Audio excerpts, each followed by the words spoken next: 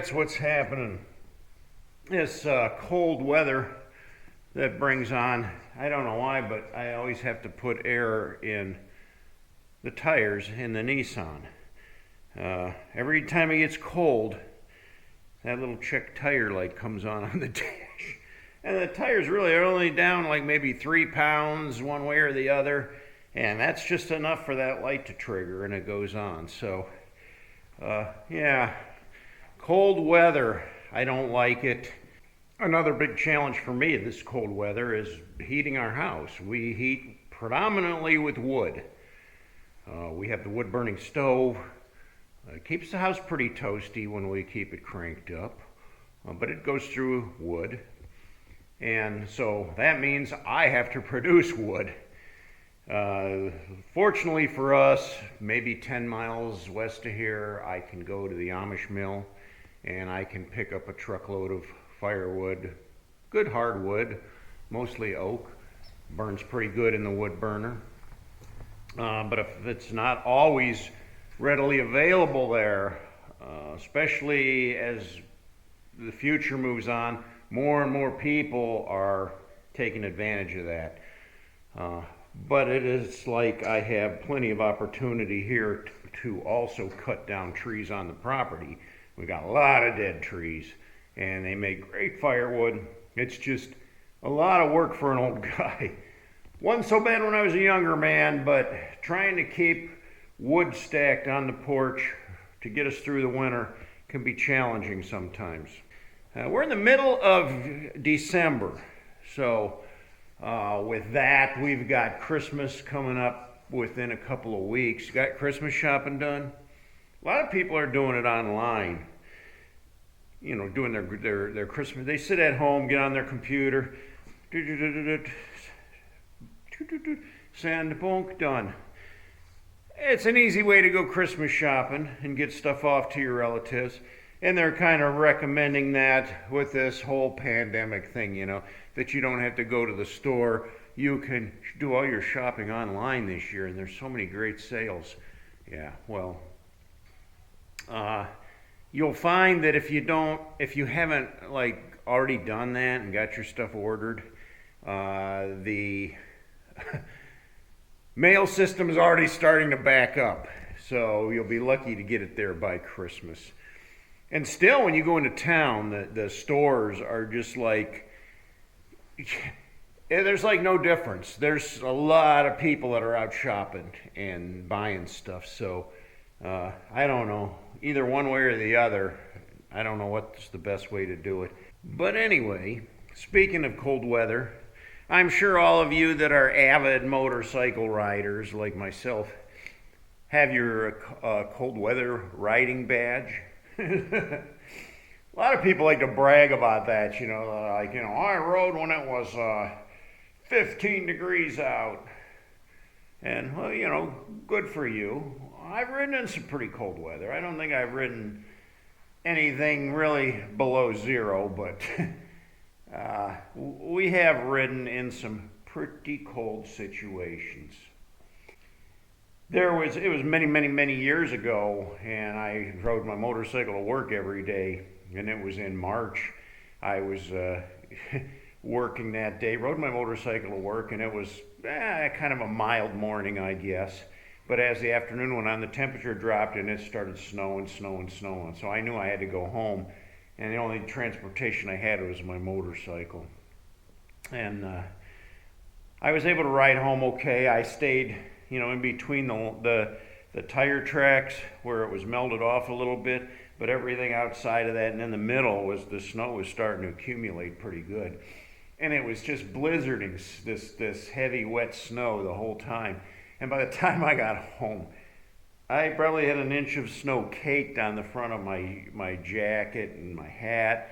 I looked like a snowman. And I didn't care for that kind of riding. Of course, it's dangerous, too, because it's slippery when you're out riding like that. You have to really pay attention and stay on the wet pavement and stay off of the slippery snow stuff. So, yeah, there's some risk involved in that. I used to always, I told you I used to always hang out at the bar. And there were so many times when I went up there, I come out, I go up to the bar, and of course, it's nice when you ride up there. It's still daylight, but then you stay until the wee hours of the morning.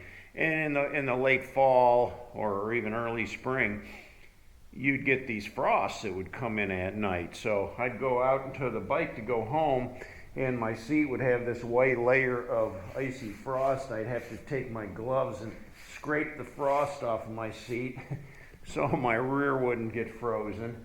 My windshield would be all frosted over, so I'd have to scrape the frost off of that for the ride home. Now, luckily, it was only a short ride from the bar, so it was still gut-wrenching cold, but it was a short run. Lee and I had to ride up to Cleveland a few years back for the rally to the troops and of course we all gather at the local Harley dealer here, and then we all ride up together as a group. And when we left the house in the morning, it was 32 degrees, and it was cold. We had layered up with all kinds of fleece and everything, and then our leathers on top of that, our chaps, our face coverings and everything. But boy, oh, is it cold! And when we hooked up with the group at the Harley dealership, and we all took off as a group ride then up to Cleveland. These guys in the lead were running like 70 mile an hour, so the wind chill factor was incredibly intense. I mean, it was painful, even with layers of clothes on. Now, I know some of you guys got the heated gear. Then my bike isn't set up to have any. I suppose I could wire it to have a plug where I could plug in heated gear. I don't have any heated gear. I just have insulated clothing that I wear when I do ride in the cold. When we got up to Cleveland, we were so cold, and there was nowhere to get warm.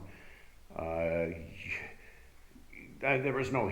The whole rally is outside, so we were standing outside, just shivering, thinking, oh my gosh, how are we going to warm up, And you could find a couple places in between you're downtown Cleveland where the big skyscrapers are, so you had to go find where the sun was coming through and find a place where you could stand where at least you could get some sunshine on you and feel that radiant heat coming off, which was the best you could do, honestly.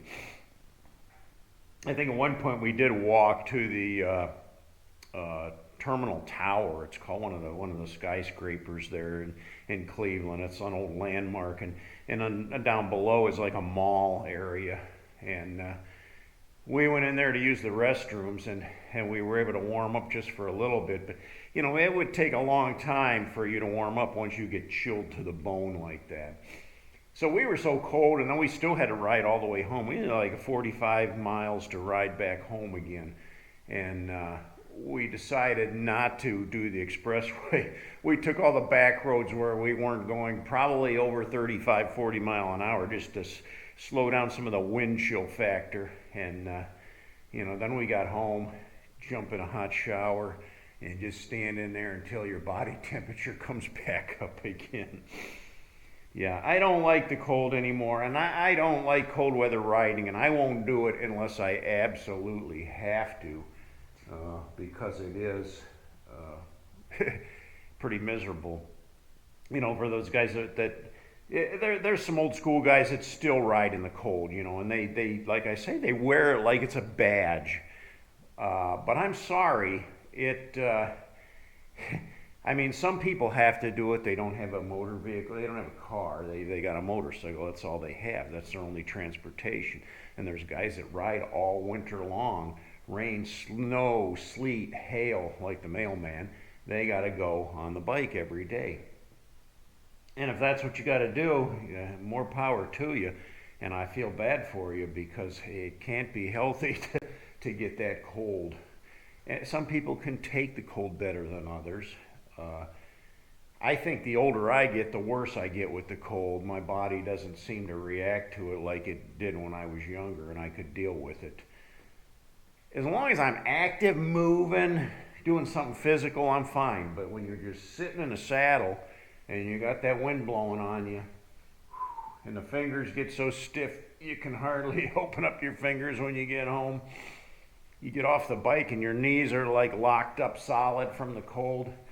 So, you know, you can hold that badge and be proud of it, but it's no fun. It's not a fun game to me anyway. I don't know. I'm sure, like I said, you guys got a lot of stories about your cold weather rides. I've heard some people go, you know, take a ride, they go out, and next thing you know, the weather turns for the worse, and then they can't even make it back. It's so terrible. So, you know, I mean, there's a lot of guys that'll go to Daytona, and it's early spring here in Ohio. Well, you take the bike and go to Daytona, you're taking a risk when you come home. You could be in a real blizzard situation and put yourself in real jeopardy. So, you know, there are situations like that too. I've never been in that, but thank God. If you got some stories, I'd like to hear them. Leave your comments down below. If you haven't yet, give me a thumbs up and subscribe to the video. I sure would appreciate it. Highly appreciated for your guys' support. And I thank you from the bottom of my heart. Looking forward to happy holidays, and stick with us. We got plenty more. So until next time, guys, ride hard and die free.